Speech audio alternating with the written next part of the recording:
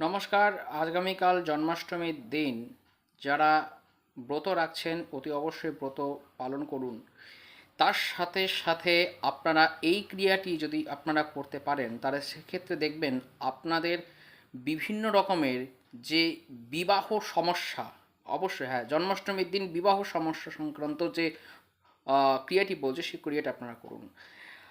জন্মাষ্টমীর দিন ঠিক রাত্রির বেলা, অর্থাৎ ঠিক জন্মক্ষণ সময়, অর্থাৎ ঠিক রাত্রির 12টার সময় যদি আপনারা যদি জেগে থাকতে পারেন, যেটা আপনাদের পাত্র এবং পাত্রী দুজনকে জেগে থাকতে হবে, সেই যাদের বিয়ে হচ্ছে না তারা ওই দৃশ্যই ঠিক 5 মিনিট, 12টা থেকে 12টা 5 মিনিট, এই যে সময়টা 5 মিনিট সময়টা, এই 5 মিনিটের মধ্যে আপনারা একটি হলুদ বস্ত্র নিয়ে নেবেন। হলুদ বস্ত্রের মধ্যে একটি গাঁট করিয়ে নেবেন, আর একটা টাকার কয়েন নেবেন, একটা গাঁট হলুদ নেবেন।